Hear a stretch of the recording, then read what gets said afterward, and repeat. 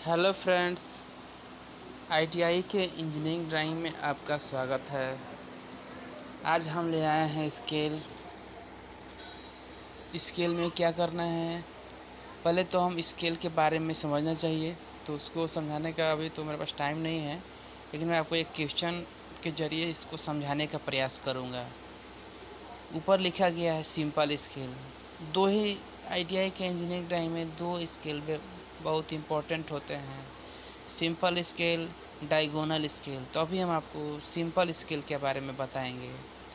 ऊपर लिखा गया है साधारण पैमाना। जी हाँ, साधारण मतलब सिंपल होता है, सिंपल स्केल होता है, सिंपल स्केल होता है। अब ये लिखा गया है विथ पेंसिल। क्यों लिखा गया है? सारे प्रोसेस पेंसिल से करने हैं। ड्राइंग शीट पर एक भी पेन का निशान नहीं होना चाहिए, इसीलिए मैं लिख दिया हूँ विथ पेंसिल। अब पढ़ते हैं क्वेश्चन। एक साधारण पैमाने की रचना कीजिए जो 1 किलोमीटर की दूरी पढ़ने के लिए पर्याप्त हो। 1 किलोमीटर की दूरी पढ़ने के लिए पर्याप्त हो, यानी सबसे ज़्यादा दूरी वो 1 किलोमीटर ही पड़े, वैसा ही आप स्केल खींचिए। यानी मैक्सिमम डिस्टेंस कितना हो गया भाई? 1 किलोमीटर।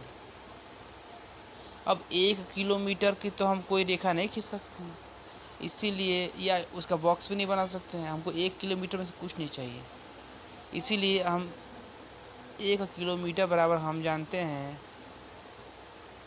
कि 10 हेक्टामीटर होता है, और 1 हेक्टामीटर बराबर होता है 10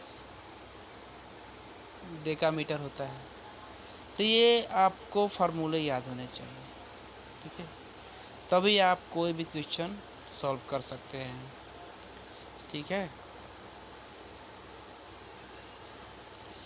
अब इसमें ये दिया गया है, फिर आगे पढ़ते हैं। हमने यहाँ तक पढ़ा था, पर्याप्त हो। तथा इस पैमाने पर अब बताइए, जो पैमाना खींचना है उस पर आपको दिखाना है 6 हेक्टामीटर और 5 डेकामीटर दिखाना है।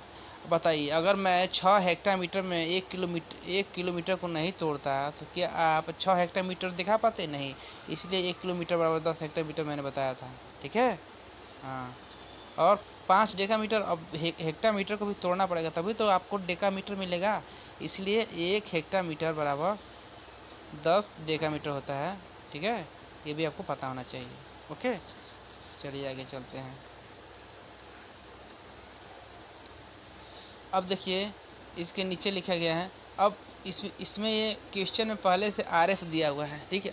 किसी किसी क्वेश्चन में आरएफ नहीं दिया रहता है, लेकिन कि लगभग सारे क्वेश्चन में आरएफ दिए रहते हैं। आरएफ का मतलब होता है निरूपक भिन्न। निरूपक भिन्न का फॉर्मूला होता है ड्राइंग पर प्रदर्शित वस्तु की माप अपॉन वस्तु की वास्तविक माप। यानी वस्तु की वास्तविक माप कितनी है? इसमें 5000 है, और ड्राइंग पर प्रदर्शित इस वस्तु की माप कितनी है? तो 1 है। ओके, तो वो एमएम में हो या सेंटीमीटर में? एमएम में तो होगा नहीं, सेंटीमीटर में हो सकता है, ठीक है? चलिए, तो ये रहा। अब हम स्केल निकालेंगे, स्केल की लंबाई निकालेंगे। अब देखिए, स्केल की लंबाई क्या है? मापनी की लंबाई। क्यों खींच रहे हैं? क्योंकि मापनी की लंबाई नहीं खींचेंगे तो हम कैसे मापनी साधारण पैमाना खींचेंगे? इसीलिए मापनी की लंबाई भी निकालना पड़ता है। इसका एक सूत्र होता है, मापनी की लंबाई बराबर अधिकतम दूरी गुणे आरएफ। आरएफ मतलब इसकी हिंदी होती है निरूपक भिन्न। ये भिन्न के रूप में होगा, हमेशा भिन्न के रूप में होता है, ठीक है? अब इसमें अधिकतम दूरी 1 किलोमीटर दिया है, फिर गुणे 1/5000। अब इसको सॉल्व करेंगे, सेंटीमीटर में आएगा 20 सेंटीमीटर। आपको सॉल्व करना है। कैसे सॉल्व करना है तो आपको सॉल्व करना है, ठीक है? अब और सर सेंटीमीटर में क्यों लाते हैं? क्योंकि सेंटीमीटर में ही आपको लाना पड़ेगा। क्यों? क्योंकि ड्राइंग शीट का जो एरिया होता है वो लिमिट होता है, इसलिए हम उसको कम से कम में मापनी की लंबाई निकालते हैं ताकि हम उस पर आसानी से खींच सकें, ठीक है? तो इस तरह से आप मापनी की लंबाई आराम से निकाल सकते हैं। और सबसे पहले तो मापनी की लंबाई ही आपको सीखना पड़ता है, ठीक है? अब मापनी की लंबाई का इस्तेमाल कहाँ करते हैं? ये 5 हेक्टामीटर और 6 हेक्टामीटर और 5 डेकामीटर कहाँ दिखाएंगे, तो ये हम चलिए आपको आगे बताते हैं। ओके, आगे बता रहे हैं आपको। अब देखिए आपके सामने एक और ड्राइंग प्रस्तुत है, ठीक है। अब बताइए भाई, वो उसके बाद ये अचानक ये कैसे आ गया, वो उसी का पार्ट है, ठीक है। वो जो क्वेश्चन था उसका ये आंसर है, ठीक। तो हमने देखिए मापनी की लंबाई निकाला था यहाँ पर 20 सेंटीमीटर, तो 20 सेंटीमीटर की एक यहाँ से लेकर के यहाँ तक एक रेखा खींचा गया है, ठीक है। मैं तो आपको खींच के तो नहीं बता रहा हूँ, क्योंकि मैं अभी फ़िलहाल ऐसे ही बता रहा हूँ, खींच के बाद में बताऊँगा। ओके, यहाँ पर पैमाना भी लिखा गया है, 1 हेक्टामीटर बराबर 10 डेकामीटर, ठीक है।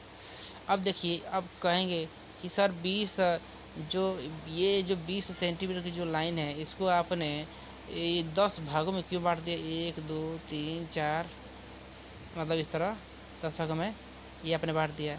क्यों बांट दिया, क्योंकि 1 किलोमीटर बराबर 10 हेक्टामीटर होता है, इसलिए 10 भागों में बांट दिया, क्योंकि एक बॉक्स 1 हेक्टामीटर को दिखाएगा, एक बॉक्स 1 हेक्टामीटर को दिखाएगा। तो इस तरह से हमको 6 हेक्टामीटर मिल गया, जो दिखाना था ना 6 हेक्टामीटर, वो 6 हेक्टामीटर मिल गया। 1 2 3 4 5 6, अब 6 हेक्टामीटर तो मिल गया। क्या किए थे हम, डिवाइड किए तभी ना। अब हमको डेकामीटर चाहिए, कितना, 5 डेकामीटर चाहिए। तो 5 डेकामीटर किस में से निकालेंगे, हम हेक्टामीटर में से निकालेंगे। तो हेक्टामीटर एक बॉक्स का है, एक बॉक्स को अगर 10 भागों में डिवाइड कर देंगे तो उसमें से 5 ले लेंगे, तो 5 डेकामीटर मिल जाएगा। अब देखिए जो पहला वाला जो ये है, पहला वाला जो बॉक्स है, उसको मैंने फिर पहले की तरह ये क्या किया, एक रेखा खींचा, फिर एक न्यून कोण खींचा, न्यून कोण पर 10 पर चाप लगाया, ठीक है। ये रेखा 20 सेंटीमीटर वाला है, ठीक है। और नीन कोण वाली जो रेखा होती है उसकी कोई माप नहीं होती है, चाप की डिस्टेंस की भी कोई माप फिक्स नहीं होती है। आप 1 सेंटीमीटर या 1.5 सेंटीमीटर ले सकते हैं। और ये जो न्यून कोण वाली रेखा है उसका भी कोई फिक्स माप नहीं है, ठीक है। आपको जितनी आवश्यकता है उतना ले सकते हैं, ठीक है। अब आखिरी चाप को आखिरी सिरे से मिला देते हैं। अब इसी के पैरेलल हम ये रेखा खींचते जाते हैं, ठीक है। तो खींचा गया है ना, सेम इसके जैसा खींचा गया है कि नहीं ऊपर, ठीक है ना।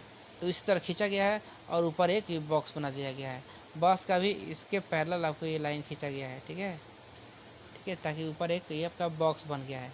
ओके, मैं आपको शॉर्टकट तरीके से बता रहा हूँ, ठीक है, ठीक। अब उसी तरह, अब जिस तरह इस बड़े को मैंने ये डिवाइड किया है, उसी तरह इस छोटे वाले को भी आपको डिवाइड करना है। तो कैसे डिवाइड करना है, चलिए करते हैं।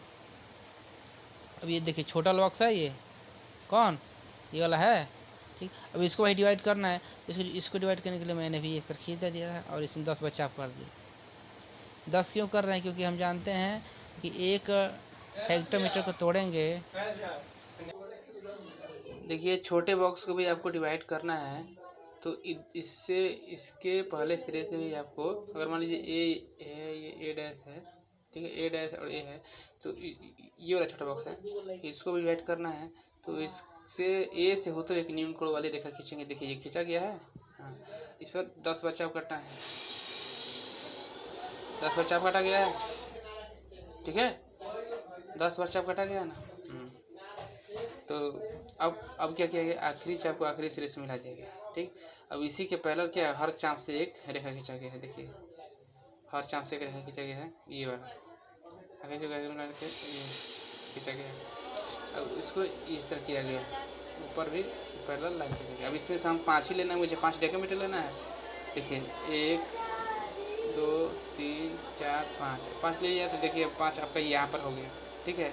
तो इधर 5 डेकामीटर और यहाँ से 1 2 3 4 5 6 हेक्टामीटर, यानी 6 हेक्टामीटर और 5 डेकामीटर आपको मिल गया, ठीक है। कैसे काउंट कर लीजिए, 1 2 3 4 5 6 हेक्टामीटर मिल गया, यानी 6 हेक्टामीटर मिल गया ना। अब 5 डेकामीटर, तो इस छोटे वाले बॉक्स में से लीजिए, 1 2 3 4 5, ठीक। तो ये 5 डेकामीटर मिल गया, यानी आपको जो दिखाना था आपने दिखा दिया, एक छोटा सा स्क्रू बना के। यही है इसका एक्चुअल रिजल्ट। ओके, धन्यवाद, थैंक फॉर वॉचिंग।